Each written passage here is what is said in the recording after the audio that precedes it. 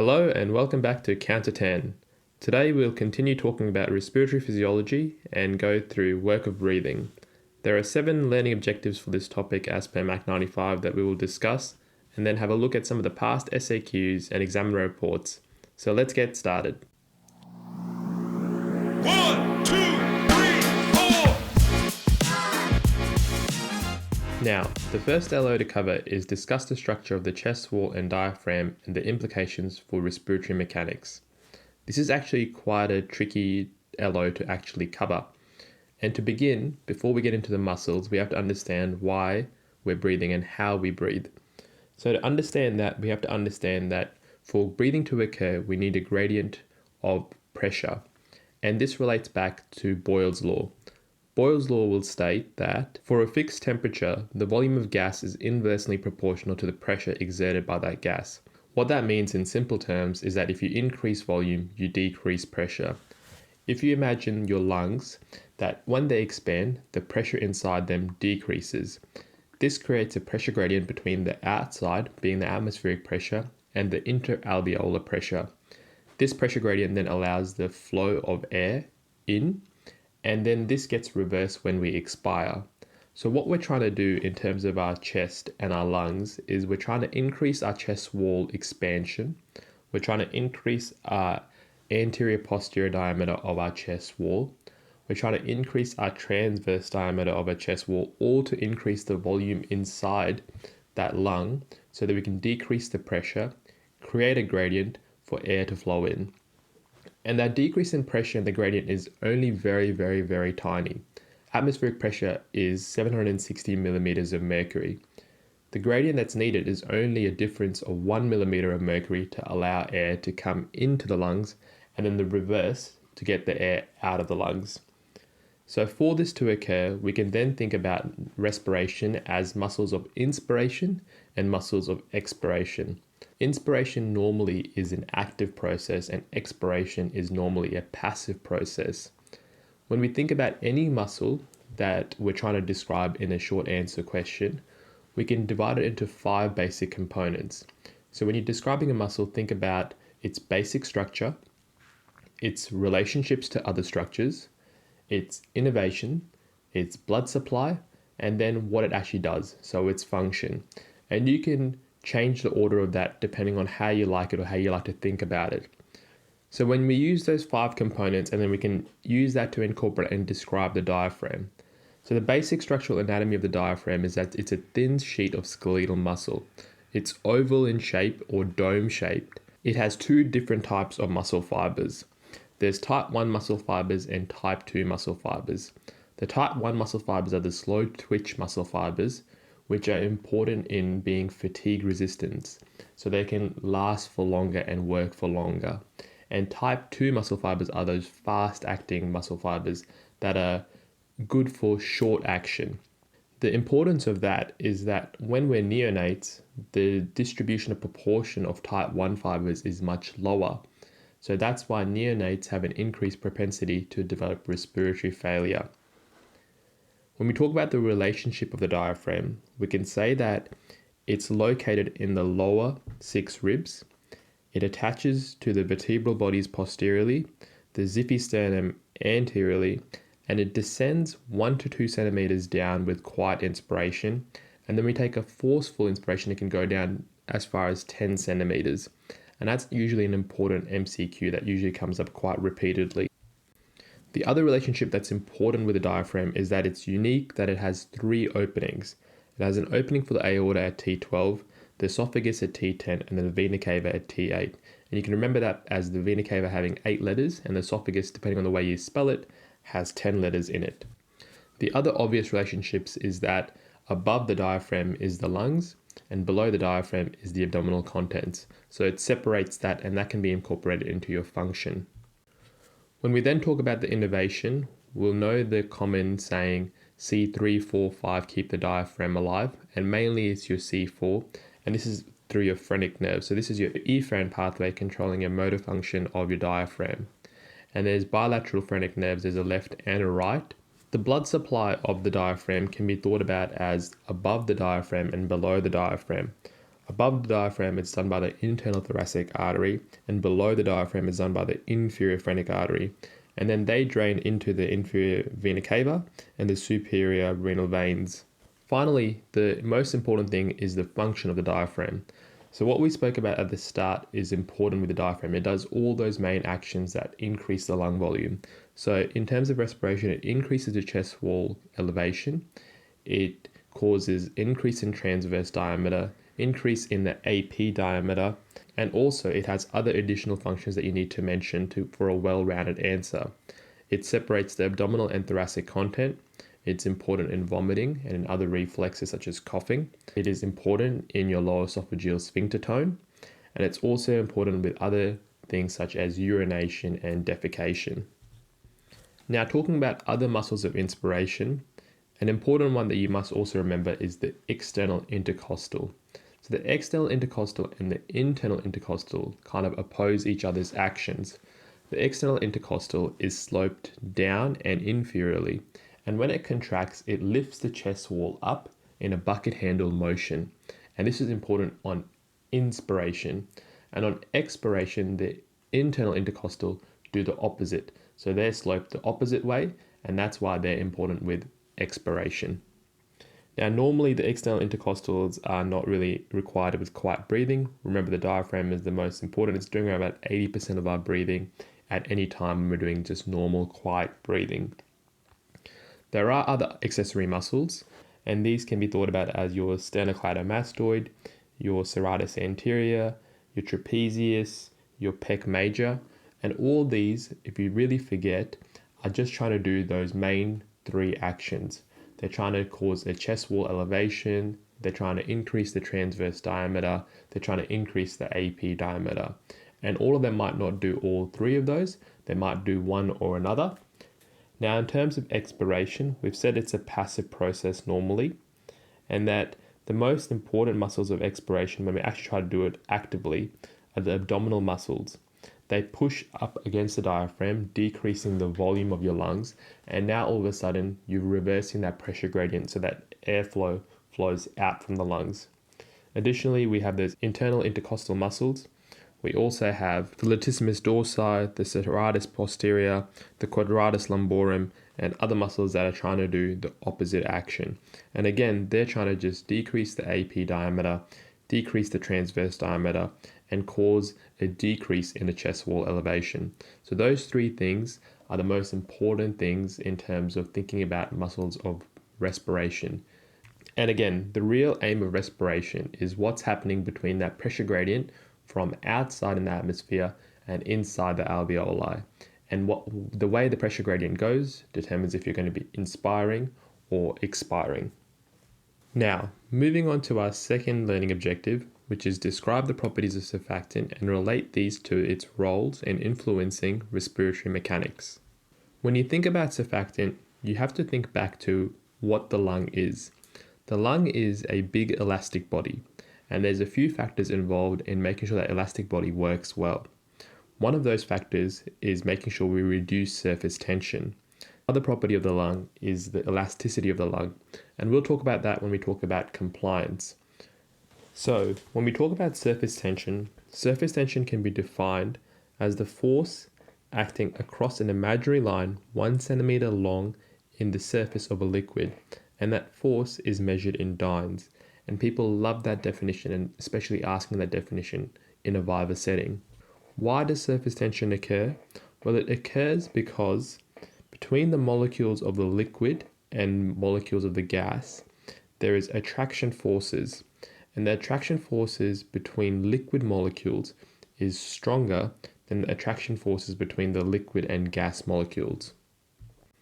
And what that means in simple terms is that the liquid molecules want to come closer to each other.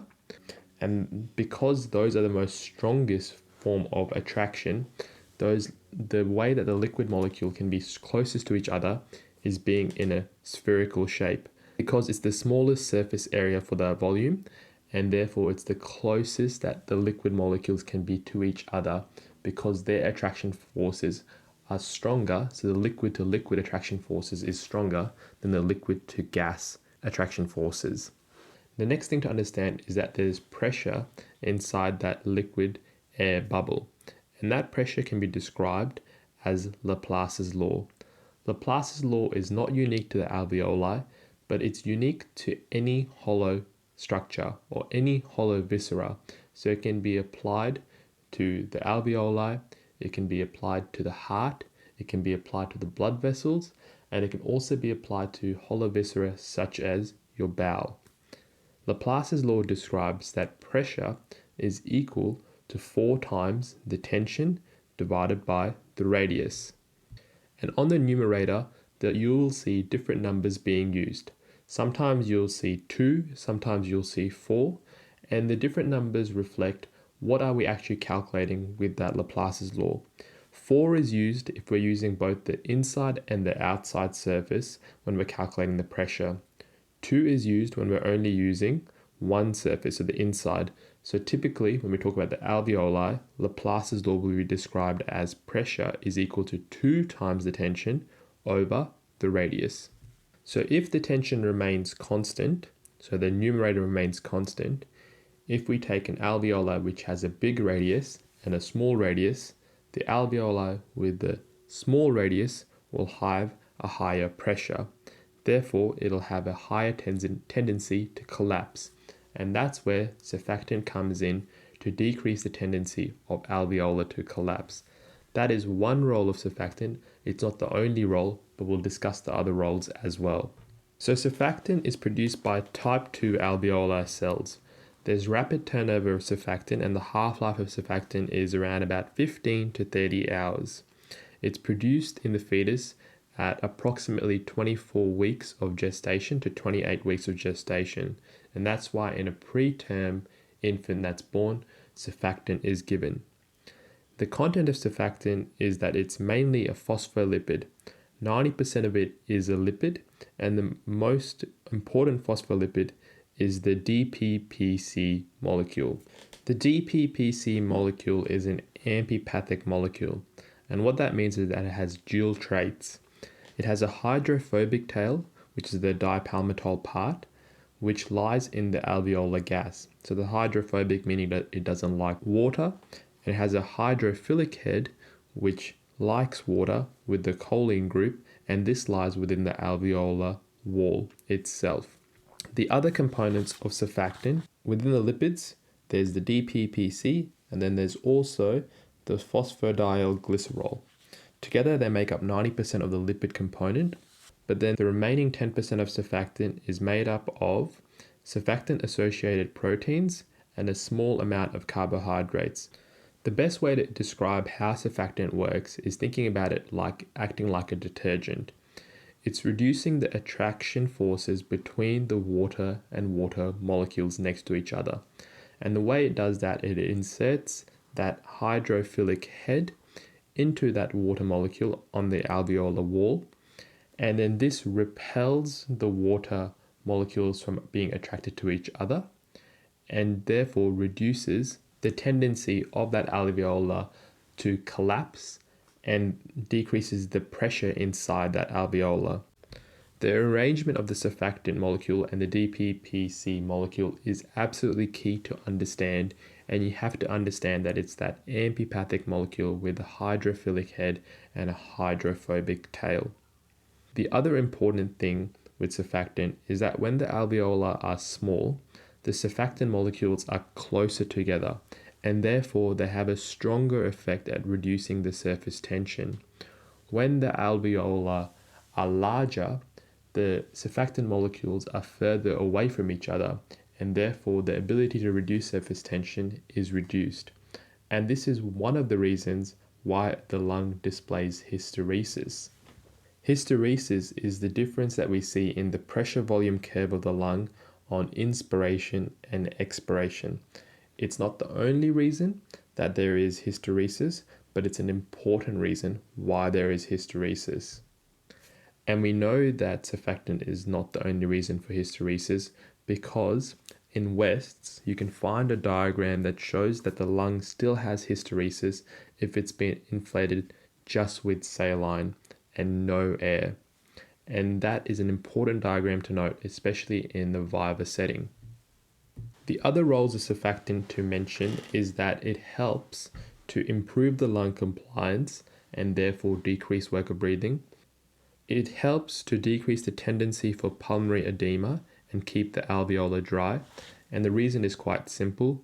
Because of the hydrophobic tail, that likes to repel water out from the alveoli within the alveoli itself. So it just has the gas in there and tries to take the water out. It helps to equalize the pressure between large and small alveoli and therefore stabilize alveoli and decrease atelectasis.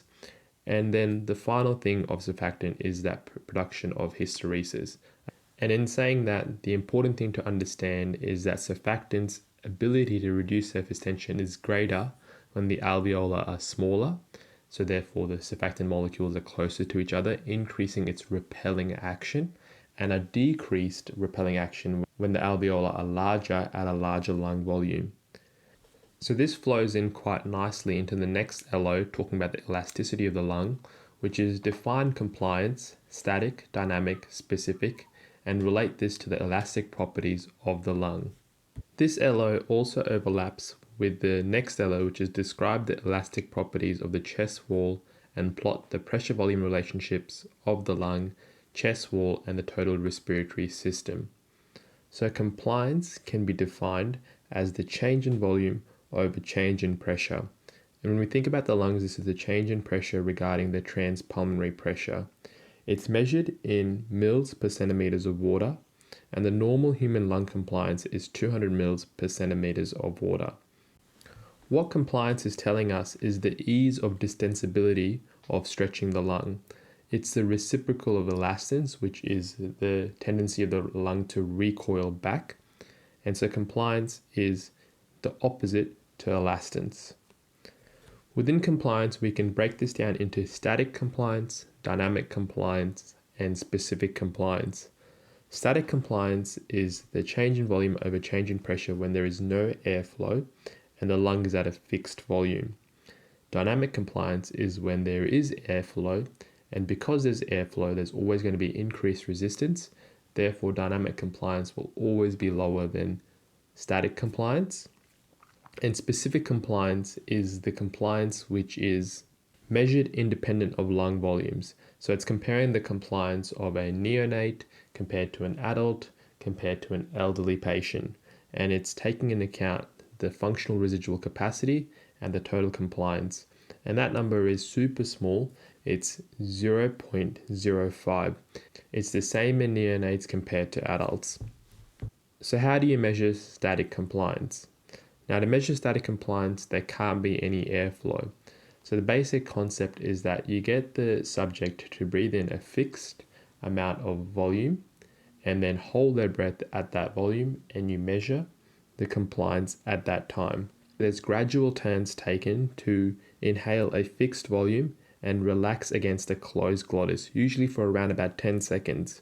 The pressure at the mouth is recorded, and then the pressure at the distal esophagus is recorded. And the reason we measure at the distal esophagus is that this is thought to be approximating the intrapleural pressure. So it's measuring that transpulmonary pressure gradient. This is plotted across a graph, and on that graph you have intrapleural pressure on the x-axis, and on the y-axis you have the lung volume. And this gives you the typical hysteresis curve that you see. In very simple terms, the static compliance of the lung is a function of its elasticity and the surface tension in the alveoli. Dynamic compliance is a bit more complex than static compliance only because it takes into account airflow. Because it takes into account airflow, there's only 2 points where you can measure dynamic compliance, and those are the points where there's end inspiration and end expiration. At that point, you measure the mouth pressure, and this is thought to be the same as alveolar pressure because there's no gas flow occurring.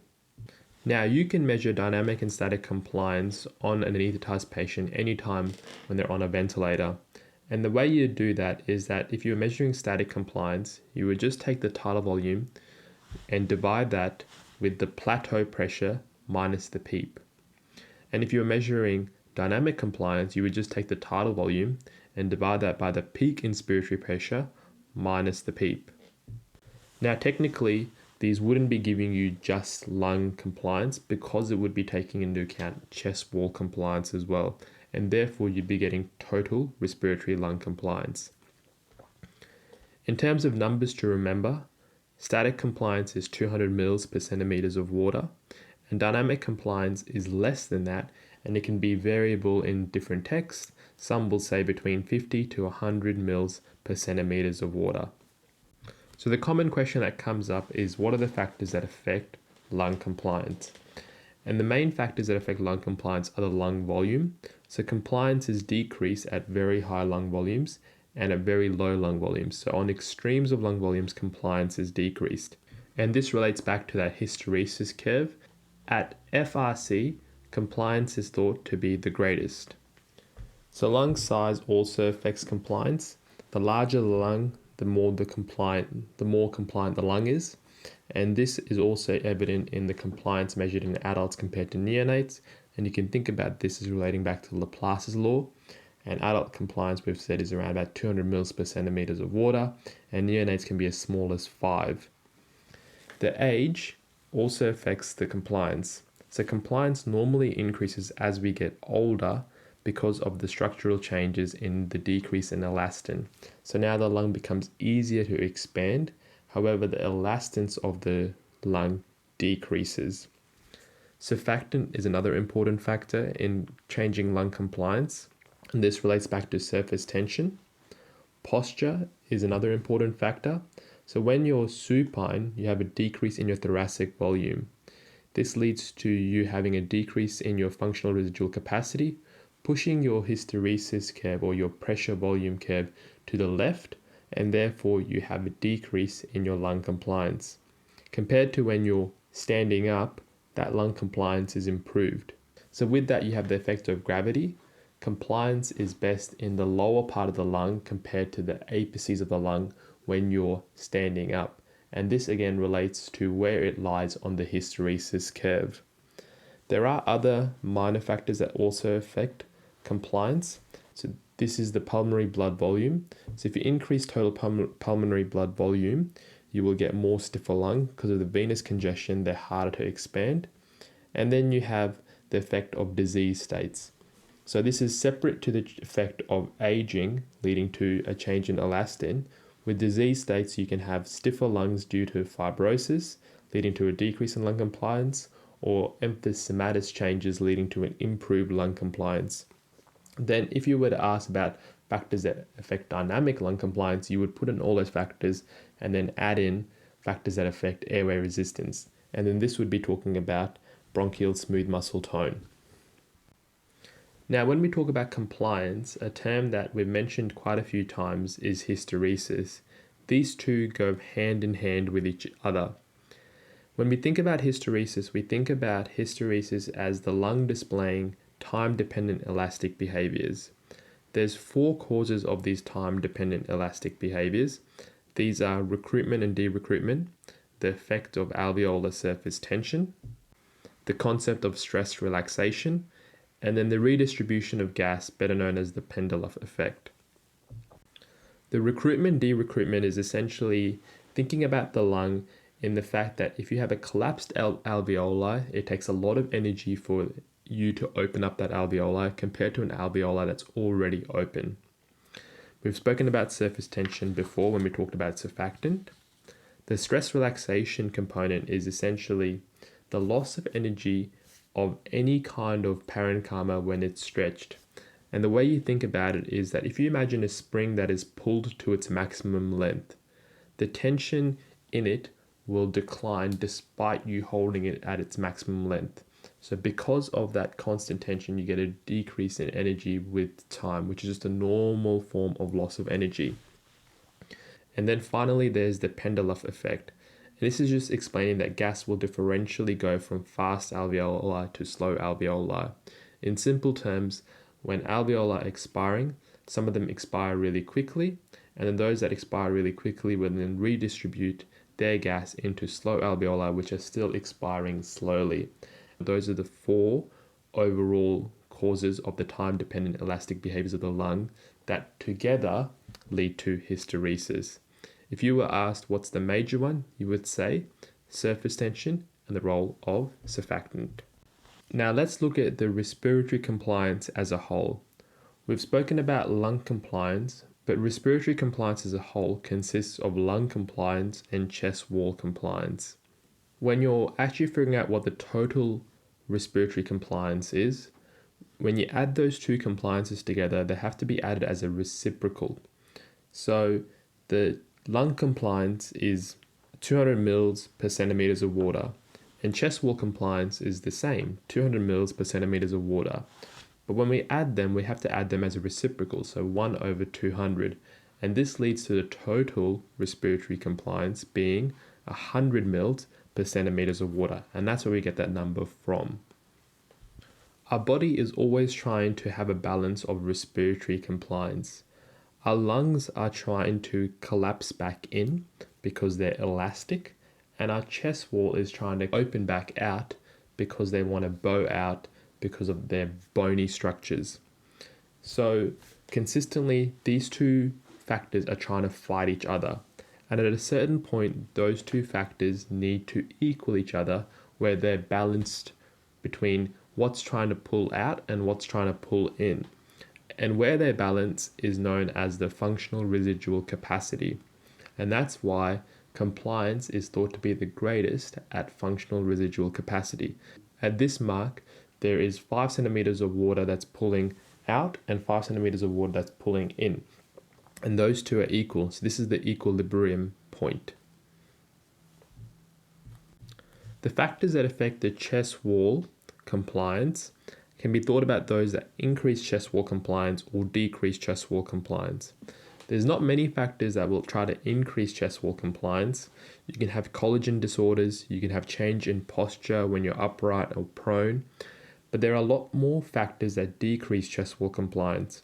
And this can be anatomical differences. So when we're elderly, we can have ossified cartilage, which decreases our chest wall compliance.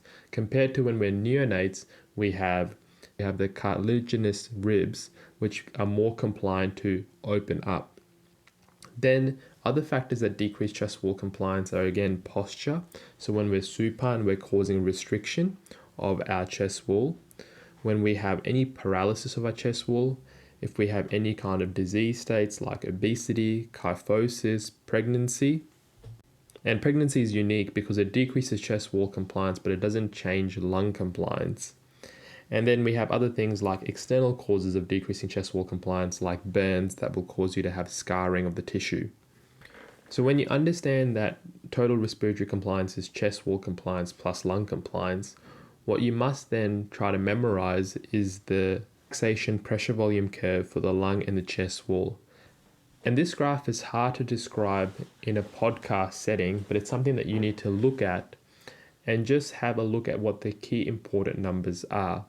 The important numbers to note would be the minimum value, the point where the chest wall and the lung compliance are equal, so this would be at FRC, and the point where the total lung compliance overtakes the lung compliance, which is approximately around about 75% of total lung compliance. And this is because chest wall compliance finally becomes positive from being negative below that value before. I can't recommend looking at this graph enough, and you can find a beautiful drawing of it in West's. Moving on, we have our next learning objective, which is discuss the fast and slow alveoli, including the concept of time constants. Now, a time constant is just the way to describe a time course for an exponential process. In a time constant, one time constant refers to the time taken for an exponential process to be 63% complete, while 3 time constants refers to it being 95% complete. Compare this with half-life, where you require around about 4 to 5 half-lives to have the process complete by 95%. Now, a time constant can be described as the time is equal to the resistance times the compliance. The resistance being the resistance to filling, so the airway resistance, and the compliance being the compliance of the alveoli.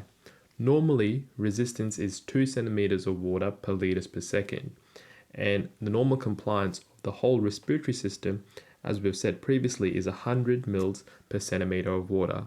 So the normal time constant for an alveoli is 0.2 of a second. So for an alveoli to be completely filled or emptied, it would take 3 time constants, which would be 0.6 of a second. We can divide alveoli into slow and fast alveoli depending on how fast they are in terms of their time constant speed. So alveoli have differences within different regions of the lungs. At the apex of the lung, the alveoli compliance is reduced, and this is reflected in our hysteresis curve being a plateau shape at the top at high lung volumes. Also at the apices, there is increased diameter of our alveoli, so the resistance is lower. So there's disparity between fast alveoli at the top of the lungs versus slow alveoli at the base of the lungs. Now, normally this disparity is very small, and in healthy individuals, it doesn't really equate to any kind of clinical difference. But when we get into a disease state, that's when the concept of alveoli speed difference comes in. So if we take a clinical manifestation as an example, in a desired alveoli, say it takes 3 times longer for it to empty. What we then see is that we get the development of the Pendeloff effect. And this is that the fast alveoli will empty very quickly and slow alveoli will slowly empty during expiration. And the gas from the fast alveoli will redistribute to these slow alveoli, causing a decrease in the measured expiratory volume, leading to an overall decrease in the dynamic lung compliance. And this is what the Pendeloff effect describes, and that's how it relates back to being one of the 4 key time-dependent elastic properties of the lung that cause hysteresis. Now, another clinical example is, say, we're looking at a capnography trace with a patient who has asthma. This heterogeneity of alveolar speed leads to a change in our end-tidal CO2 trace. We get a slow uprise to the end-tidal CO2, leading to a typical shark fin appearance. And this is because of the difference in speed due to the changing in resistance and compliance due to a disease state. So again, the difference in fast and slow alveoli does occur normally. However, in normal conditions where people are healthy, the effect is minimal. It's more exacerbated in a disease state and therefore can lead to VQ mismatching. Other ways we can measure the difference in fast and slow alveoli is also to look at peak pressures compared to plateau pressures. The next learning objective is describe the work of breathing. This tends to be a favorite of many examiners for vivas and also for short answer questions. And that's because it's easy to get confused with lots of different graphs you have to know for this topic. Now, when we think about work of breathing, we have to define firstly what work is. Work is the amount of energy spent during breathing. It's measured in joules, and 1 joule is the energy needed to move 1 liter of gas through 10 centimeters of water pressure gradient. Work is equal to the force times displacement, or the distance. So, in simple terms, work is the energy you put into the system to move something. For ventilation, it can be measured by the pressure that's generated to cause a change in volume. So therefore we can say that work is equal to pressure times volume, and that's where we get the pressure volume curve. If we want to go back and think about how do we get work equaling pressure times volume, we can take pressure as an example. Pressure is the force applied over an area, so P is equal to F divided by A. If we times both the numerator and the denominator by distance, so force times distance and area times distance, what we get is the numerator becomes work, because work is equal to force times distance, and the denominator becomes volume, because area times distance will give you a volume. And that's how that circles back in to work is equal to pressure times volume. Now, in a normal healthy patient, the normal work of breathing is 0.35 joules per liter, or approximately 2.4 joules per minute. I would just remember one of those numbers so that I can plug that in very quickly for my SAQ. We've already spoken about initially that in normal ventilation, inspiratory muscles do all the work, and normally expiration is a passive process. So when we think about work, there's 2 components of work. There's the elastic work, and then there's the non-elastic work. And these will be called different things in different texts, but I just keep it very simple. So elastic work is essentially the work that's needed to overcome the inward elastic recoil force of the lungs and the inward force of the surface tension on the alveoli. The elastic work is approximately 65% of the total work that's done, and this is work done against the elastic forces. And this work done against the elastic forces is stored as potential energy, and it's used to overcome the non-elastic work forces during expiration. The non-elastic work can be divided into two components. So in total, non-elastic work is approximately 35% of the total work. And in some texts, you will find that elastic and non-elastic work is referred to as 50-50, 60-40, but I have here 65 to 35%. Non-elastic work, the two components are airway resistance, which is the main component, which is 80% of that non-elastic work, and then tissue resistance, which is 20%. Tissue resistance is very simple to understand. It's just the force of the different pleura sliding across each other. So it's the lung pleura and the chest wall pleura sliding across each other, and the diaphragm also sliding across with the abdomen organs, causing friction that leads to a loss of energy. Airway resistance work is also simple to understand. This is just the airway resistance encountered on inspiration and on expiration. So how can we describe normal work of breathing? Within normal work of breathing, no matter what, you will have to encounter non-elastic forces when you're inspiring and expiring, because there's going to be air movement, there's going to be resistance work done on inspiration and on expiration, and there's going to be that tissue resistance work done no matter what with the sliding of tissues. The elastic work is only encountered on inspiration, and that's to try and expand the lungs. So what happens is you get this typical graph which shows on the x-axis intrapleural pressure, and on the y-axis you have the volume or the volume of the lung. As you breathe in, you do work to overcome the elastic forces, and you do work to overcome the non-elastic forces. Those two combined are plotted as your total work done on inspiration. The work done to overcome the elastic forces is then stored, and that work is then used, or that stored potential energy is used to help then do the work of the non-elastic forces on expiration.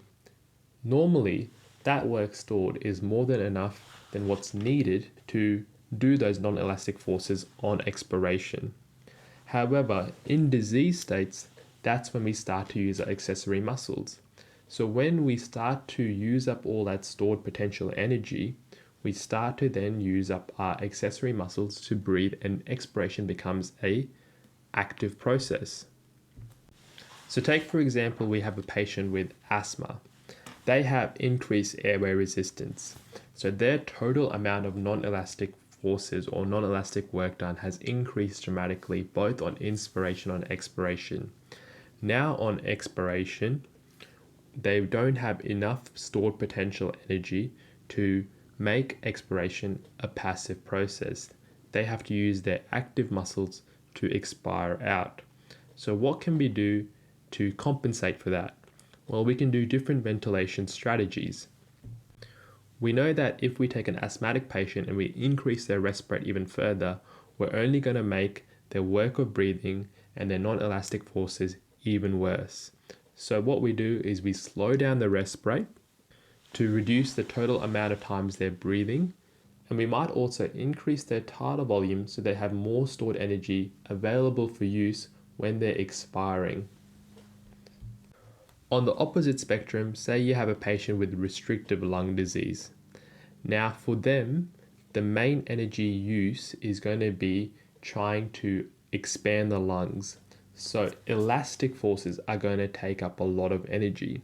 So what we can do is give them small tidal volumes so they're not using as much of their elastic energy, and then we can compensate for the minute ventilation decrease by slightly increasing their respirate. We don't want to increase their respirate too much because they might still have increase in airway resistance, but what we want to try to do is minimize the elastic energy they use and decrease their tidal volumes.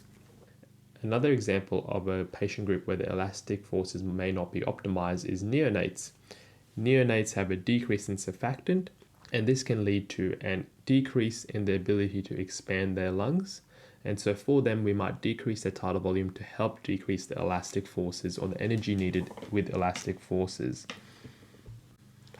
Overall, the respiratory system as a whole is not very efficient at all. The majority of the energy, despite our best use, is wasted as heat.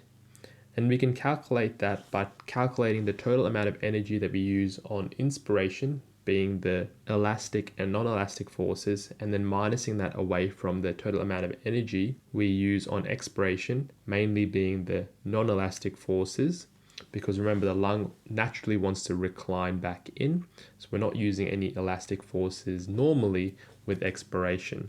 And whatever we haven't used is the wasted energy. So then we can then describe the efficiency of the work of breathing. And the normal efficiency is that it's only 5 to 10% efficient. So 90% of the energy is being wasted. The normal cost of breathing as per the oxygen requirement is approximately 3 mils a minute of oxygen itself. And this is approximately 1% of the total amount of oxygen consumption in your body. So there's two graphs that you have to know really well when we talk about work of breathing. There's that initial graph that talks about interpleural pressure over volume and has energy use in inspiration and expiration. And then there's the graph that looks at respirate over work of breathing, and it looks at non-elastic work and elastic work and total work with three different separate lines. And what it shows is that if you increase your respirate, you will increase your non-elastic work. And when you decrease your respirate, you will decrease your non-elastic work. And when you increase your tidal volume, you increase your elastic work. And when you decrease your tidal volume, you decrease your elastic work. And unfortunately, those are just graphs you have to stare at until they kind of just click. Now, the final learning objective in mechanics of breathing is describe the altered lung mechanics in common disease states. This is a very clinical learning objective that we will discuss indirectly as we cover more LOs with our respiratory topic. So we're going to move on and talk about some of the past SAQs and examiner reports from questions that came up with mechanics of breathing. Now, the most common SAQs that get asked are either going to be on compliance or on work of breathing. The important thing to recognize is that any question that gets asked on compliance, you need to read very carefully and figure out whether it's asking about respiratory compliance, lung compliance, or chest wall compliance. The last question that was asked on compliance was in 2020 in the second sitting, where they were asked to discuss respiratory system compliance and outline factors that affect it. So this is a loaded question where they want information about the chest wall compliance, the lung compliance, potentially some increased information, a little bit of information about hysteresis, and then really good definitions. So the examiner report here stated that they wanted a really good definition of compliance, the composition of compliance of the respiratory system like we've spoken about, the different types of compliance within each of these different forms of compliance. So within lung compliance, you have static compliance and dynamic compliance. And don't forget about specific compliance as well. And the factors that increase and decrease compliance. There was credit given if you were able to talk about measurements, methods with regards to static and dynamic compliance, an explanation of hysteresis, explain the concepts of slow and fast alveoli, and the effects of anesthesia on respiratory compliance. Reading this examiner report, what I think is important is nailing the basic points. You can quickly give a definition of compliance, and you can quickly list the different factors that affect lung and chest wall compliance. You probably don't have enough time to talk about hysteresis, but what you want to do is try to tie in this question to some clinical applications or clinical disease states. And compliance lends itself very easily to be tied into restrictive lung disease, emphysema, and asthma as three very easy examples that you can incorporate into factors that affect compliance. And this is different to other SAQs where they've asked specifically for lung compliance. When you get asked specifically for lung compliance, you want to make sure you give a good definition between the difference between static compliance, dynamic compliance, and specific compliance. And you need to have time built in your answer to talk about hysteresis as well. you want to note in your answer when you're talking about hysteresis that there's the time-dependent behaviors of the lungs. And if you have time at the end, you can then incorporate the measurement of compliance. With static compliance, remember, they're using a subject who's breathing in from FRC, they're breathing in a fixed volume, and they're relaxing against the closed glottis, and there's a pressure reading taken at the mouth and then also in the distal esophagus to get the intrapleural pressure. This gives us the transpulmonary pressure, so the alveolar pressure and the interpleural pressure, and then we can calculate the compliance. However, dynamic compliance measurement can only be done at the end of expiration or the end of inspiration. And if you have time enough to cover those important concepts with compliance questions, I think you will score a good mark.